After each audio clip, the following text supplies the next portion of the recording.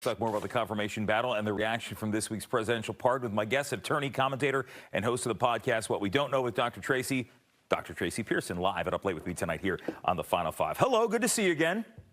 Hey, how are you? It's wonderful to see you again. Well, I got to tell you, I think like the last couple of weeks here, I think I'm getting replays of 2016 in my head, the immediate aftermath, the nominees that have been questioned many different ways. And look, Democrats have to understand, you may not like some of these nominees, but at face value, he has the votes for a lot of these to pass.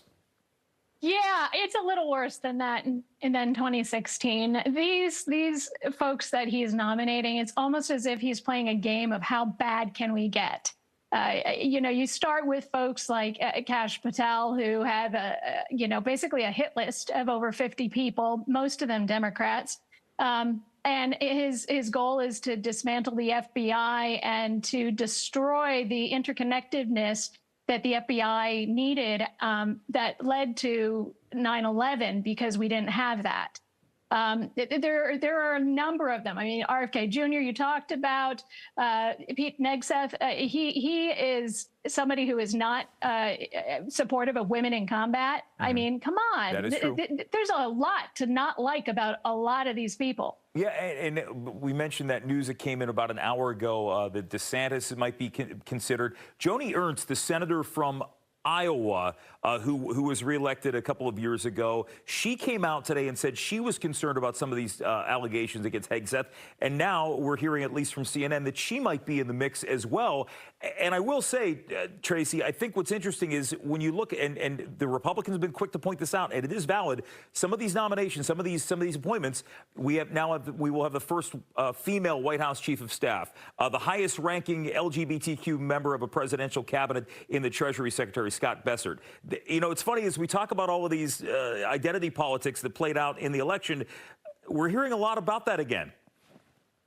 We are, and it's very interesting coming from that camp because the chief of staff has some lobbying issues in her background.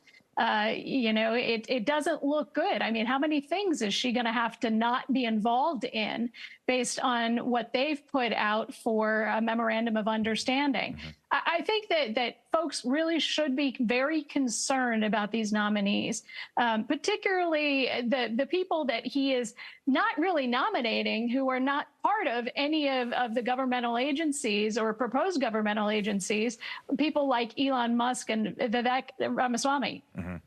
You know, you mentioned Susie Wiles, again, the chief of staff designate who worked closely with Ron DeSantis in Florida, and it's just, they always say politics make strange bedfellows, and you think about the insults that were slung back and forth on the campaign trail, and here it's a weird version of a team of rivals, I guess. But I want to get your take, Tracy. When I reached out to you today, your legal background too, let's put that to work here, because a lot of people have said a lot about Joe Biden's pardon of his son. It is certainly within his purview. He can do this sort of thing, but there even have been some Democrats who say, hey, look, we bashed Donald Trump for talking about a two-tier justice system, and that's what President Biden has set forth now.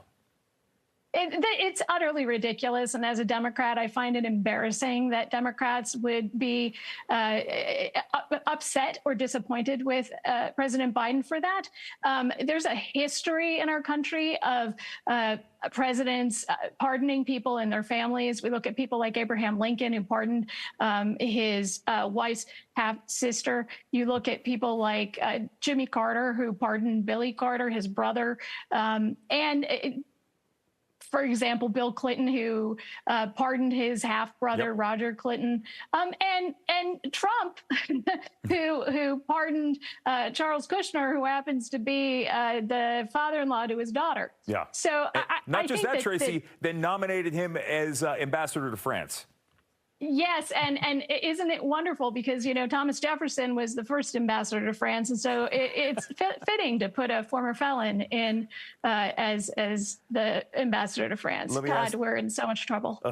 Well, let me ask you this, and then we have to go. This talk that maybe President Biden should extend some sort of clemency to the president-elect. What do you buy into that?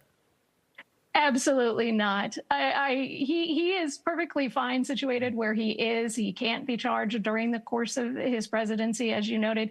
And there are consequences to your actions. And the most serious consequence at this point that he's facing is those 34 felonies.